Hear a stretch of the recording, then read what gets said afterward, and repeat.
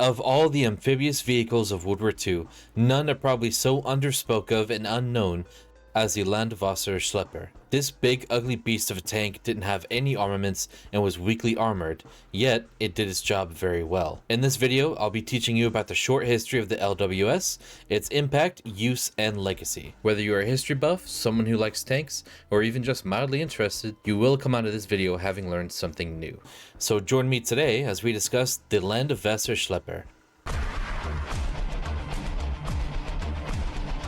In 1936, the German Army General Staff ordered the development of the Land-Wasser-Schlepper by Rheinmetall Borsig AG, Rheinmetall being a car and arms manufacturer. The idea was that an amphibious tractor could pull non-amphibious cargo on a specially made trailer through water, then drive up to a safe place to unload the cargo. Land-Wasser-Schlepper means land water tractor, or LWS as it will be called from this point forward. The LWS was designed as an amphibious tugboat.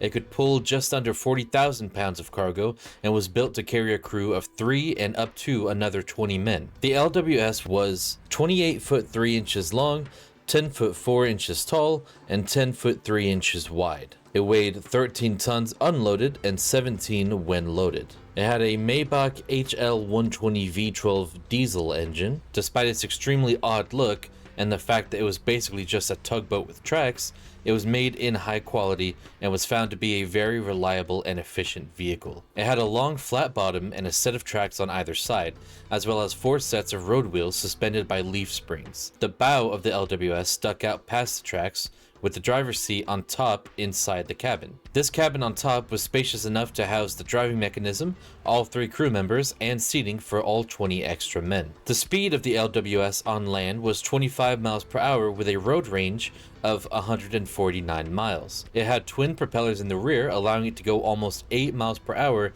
in water when unloaded. Additionally, the cabin had view portholes on either side for the crew to look out, adding just that much more to its nautical look. The specially made trailer the LWS pulled was massive, with large wheels on an equally large axle at the front and 2 on the rear. The trailer also had a large ramp at the rear that could be hinged down, allowing for its load, most commonly a Sonderkraftfahrzeug 9 half-track, to be driven onto it.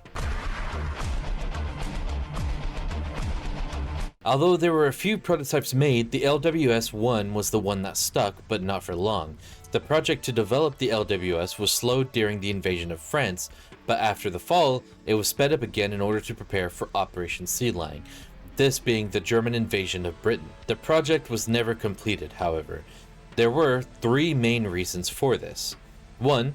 There was absolutely no armor on the LWS-1. 2. The trailer was deemed too cumbersome. And 3. By the time enough were built, Sea Lion had been postponed. To address the first 2 issues, a new version was made, which changed the tracks and suspension to Panzer IV tracks and suspension, and added very light armor along with the floating chassis.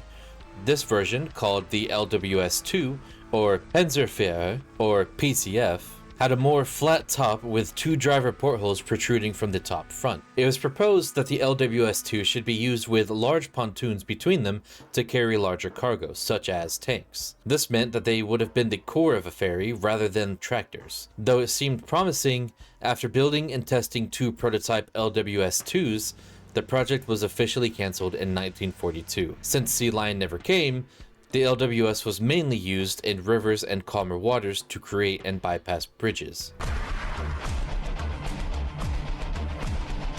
The initial plan was, in autumn of 1940, to use 3 prototype LWSs assigned to Tank Detachment 100 in Operation Sea Lion. They would be used to pull assault barges ashore in Britain and tow vehicles through the beaches to avoid being completely bogged down. After the initial landing, the LWSs could carry supplies ashore when the critical 6 hours of falling tide occurred, where all non-amphibious water vehicles would be grounded. A very cunning plan, I would say. Despite Sea Lion being postponed, 100 LWS units were built and some were sent to North Africa and Russia. The LWS was used in tandem with German engineers, or pioneers, and were actively used to cross bridges, tow equipment, and carry passengers through rough terrain. In 1945, the British managed to capture a surviving example and took it back to Britain for testing and examination. While the Land-Wasser-Schlepper might not be as famous as other World War II vehicles, its innovative design and versatility left a lasting impact on military engineering. The concept of amphibious vehicles continued to evolve, influencing future designs and strategies. I really like this tank, and yes, I consider it a tank.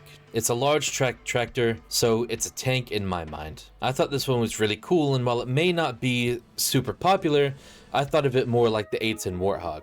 It's ugly and big, but damn is it cool. It's the same, minus the GAU-8 Avenger Gatling gun. I hope you learned something in this video. It was fun to make.